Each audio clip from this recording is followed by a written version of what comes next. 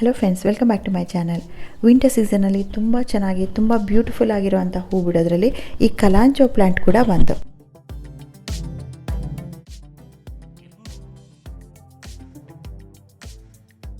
ಈ ಕಲಾಂಚೋ ಪ್ಲ್ಯಾಂಟಲ್ಲಿ ನವೆಂಬರ್ ಡಿಸೆಂಬರಿಂದ ತುಂಬ ಚೆನ್ನಾಗಿ ಹೂ ಬರಬೇಕು ಅಂದರೆ ಇವಾಗಲೇ ಇದ್ರ ಕಟ್ಟಿಂಗ್ಗಳನ್ನ ಹಾಕೊಳ್ಳೋದಕ್ಕೆ ಶುರು ಮಾಡಬೇಕು. ಈಗಾಗಲೇ ಇದ್ರ ಹಳೆ ಗಿಡಗಳಿದ್ರೆ ನೀವು ಕಟ್ಟಿಂಗ್ಗಳನ್ನ ಹಾಕೋಬಹುದು. ಹೊಸದಾಗಿ ನೀವೀಗ ಪರ್ಚೇಸ್ ಮಾಡೋದಾದ್ರೆ ನರ್ಸರಿಗಳಲ್ಲಿ ಈಗಾಗಲೇ ಈ ಗಿಡ ಬರೋಕ್ಕೆ ಶುರುವಾಗಿದೆ. ನಾನು ಈ ಗಿಡನ ಕೂರ್ಗಲ್ಲಿರೋ ಒಂದು ನರ್ಸರಿಯಿಂದ ತಂದಿರೋದು.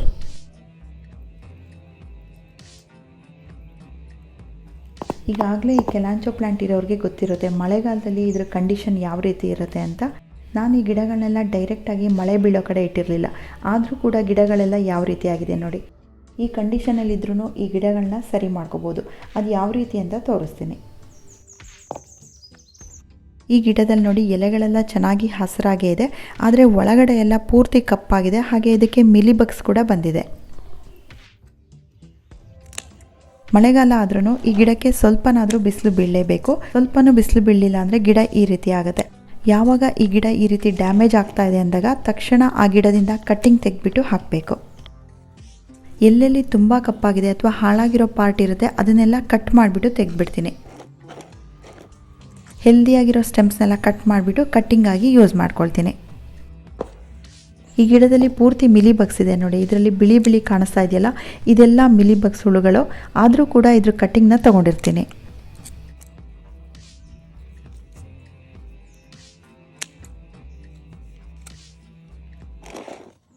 ಮದರ್ ಪ್ಲ್ಯಾಂಟ್ನ ನಾನು ಈ ಪಾಟಲ್ಲಿ ಹಾಗೆ ಬಿಡ್ತೀನಿ. ಇದೇ ಪಾಟಿಗೆ ನಾನು ಫರ್ಟಿಲೈಸರ್ ಹಾಕಿದ ಮೇಲೆ ಇದರಲ್ಲಿ ಹೊಸ ಗ್ರೋತ್ ಬರೋಕ್ಕೆ ಶುರುವಾಗುತ್ತೆ.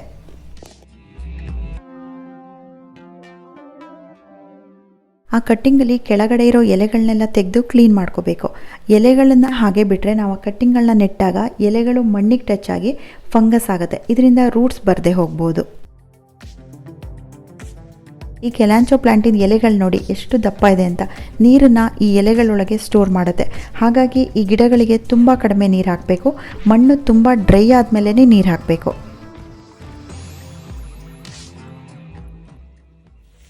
ಇವಾಗ ನಾನು ತಗೊಂಡಿರೋ ಕಟ್ಟಿಂಗ್ಗಳಲ್ಲಿ ಬೇರು ಬರ್ಸೋದಕ್ಕೆ ಕೋಕೋಪಿಟ್ನ ತಗೊಂಡಿದ್ದೀನಿ.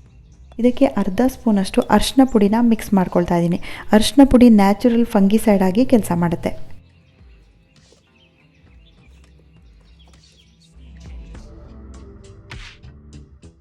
ಈ ಕಲಾಂಚೋ ಕಟ್ಟಿಂಗ್ಗಳಲ್ಲಿ ಬೇರು ಬರ್ಸೋದಕ್ಕೆ ರೂಟಿಂಗ್ ಹಾರ್ಮೋನ್ ಆಗಿ ನಾನು ದಾಲ್ಚಿನ್ನಿ ಪೌಡರ್ನ ತೊಗೊಂಡಿದ್ದೀನಿ. ಇದನ್ನು ನಾನು ಮನೆಯಲ್ಲೇ ಮಾಡ್ಕೊಂಡಿರೋದು. ದಾಲ್ಚಿನ್ನಿ ಚಕ್ಕೆ ಬರುತ್ತಲ್ಲ, ಅದನ್ನು ಮಿಕ್ಸಿಯಲ್ಲಿ ಹಾಕಿ ಪೌಡರ್ ಮಾಡ್ಕೊಂಡಿದ್ದೀನಿ. ಈ ಕಟ್ಟಿಂಗ್ಗಳನ್ನ ಸ್ವಲ್ಪ ನೀರಲ್ಲಿ ಅದ್ಬಿಟ್ಟು ಅದಕ್ಕೆ ದಾಲ್ಚಿನ್ನಿ ಪೌಡರ್ ಹಾಕಿಬಿಟ್ಟು ನೆಡ್ತಾ ಇದ್ದೀನಿ. ಈ ದಾಲ್ಚಿನ್ನಿ ಪೌಡರ್ನ ರೂಟಿಂಗ್ ಹಾರ್ಮೋನ್ ಆಗಿ ಯೂಸ್ ಮಾಡಿರೋದನ್ನು ನೀವು ಸೇವಂತಿಗೆ ವಿಡಿಯೋದಲ್ಲಿ ನೋಡಿರ್ತೀರಾ ಅನಿಸುತ್ತೆ. ಅದರಲ್ಲಿ ತುಂಬ ಚೆನ್ನಾಗಿ ರೂಟ್ಸ್ ಬಂದಿತ್ತು.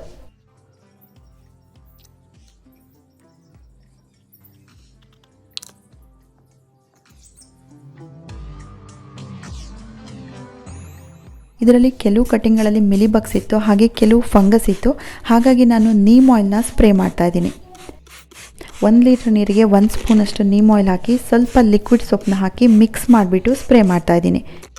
ಈ ನೀಮ್ ಆಯಿಲ್ ಸ್ಪ್ರೇನ 3 ದಿನಕ್ಕೊಂದ್ಸಲ ಮಾಡ್ತೀನಿ. ಈ ಮದರ್ ಪ್ಲ್ಯಾಂಟ್ಸ್ ಇದೆಯಲ್ಲ, ಇದರಲ್ಲಿ ಎಲ್ಲ ಕಟ್ಟಿಂಗ್ಗಳನ್ನ ತೊಗೊಂಡಾದ್ಮೇಲೆ ಇದನ್ನು ಇದೇ ಪಾಟಲ್ಲಿ ಹಾಗೆ ಬಿಡ್ತೀನಿ.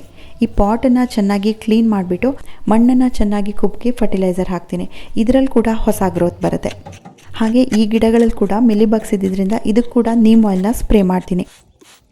ಮಿಲಿ ಬಗ್ಸ್ ಸ್ವಲ್ಪ ಇದ್ರೂ ಎಲ್ಲ ಕಡೆಗೆ ಸ್ಪ್ರೆಡ್ ಆಗಿರುತ್ತೆ. ಹಾಗಾಗಿ ಎಲ್ಲ ಗಿಡಗಳಿಗೂ ನೀಮ್ ಆಯಿಲ್ನ ಸ್ಪ್ರೇ ಮಾಡಲೇಬೇಕು. ಸೊ ಫ್ರೆಂಡ್ಸ್, ಈ ಕಲಾಂಚೋ ಪ್ಲ್ಯಾಂಟ್ ಮಳೆಗಾಲದಲ್ಲಿ ಯಾವ ರೀತಿ ಆಗಿರುತ್ತೆ ಅಂತ ನೋಡಿದ್ರಲ್ಲ. ಸ್ವಲ್ಪ ಡ್ಯಾಮೇಜ್ ಆದ ತಕ್ಷಣ ಅದರ ಕಟ್ಟಿಂಗ್ಗಳನ್ನ ತೆಗೆದುಹಾಕೋಬೇಕು. ವಿಂಟರ್ ಸೀಸನಲ್ಲಿ ಈ ಪ್ಲ್ಯಾಂಟಲ್ಲಿ ಒಂದ್ಸಲ ಹೂ ಬರೋಕ್ಕೆ ಶುರುವಾದರೆ 4-5 ತಿಂಗಳ ತನಕ ಆ ಹೂವು ಇದೇ ರೀತಿ ಇರುತ್ತೆ.